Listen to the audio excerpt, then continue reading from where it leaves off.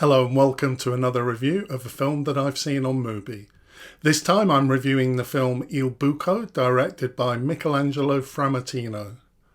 Now I realised that I'd seen another one of his films, Le Quattro Volte, from 2010, and I remember actually quite enjoying this film. I didn't love it, but I did enjoy it, so I was looking forward to this one.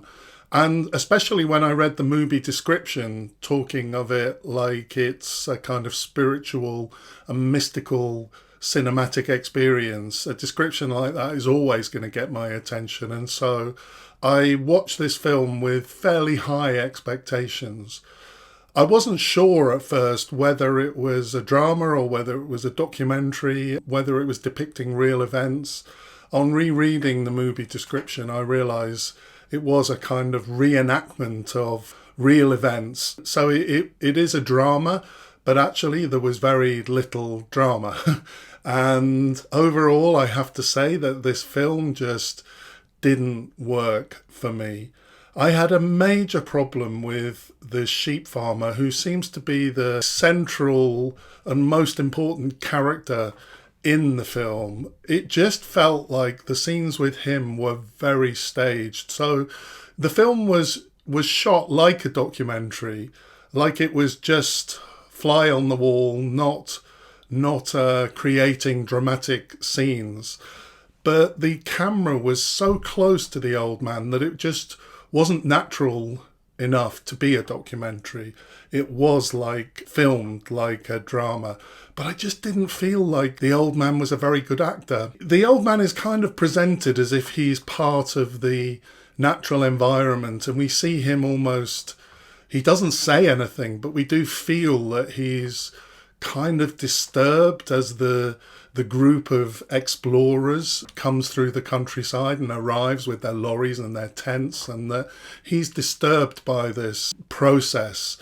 But I couldn't help keep thinking that he's got this massive piece of technology in his face, this camera right in his face, which seemed to kind of conflict with what the film was trying to portray.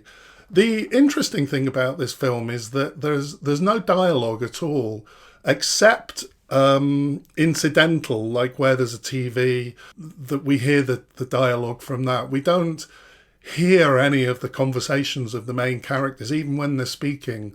It's slightly too far for us to understand what they're saying. There were some things that I did like about this film. It's a very quiet film, so small sounds have a very large impact, and I found that I became very sensitive. I was watching it with headphones, so good sound, and I became very sensitive to quite small sounds like drops of water or stones falling down a cave, and I really liked that.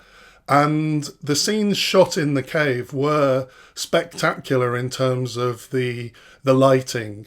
They looked really good. And what especially looked good is where we have a black screen with like a crack of light in the blackness, and it's almost like a hole in the screen. And that I found really effective. I think the cinematography inside the cave was really spectacular. Overall, I was left really disappointed with this film. I don't really know what the point of it was, and the artificiality of the old man just kind of ruined it for me. In all honesty, I'm not sure I could recommend this film. Next time I'm reviewing Earwig, directed by Lucille Hadji Halilovic. See you next time.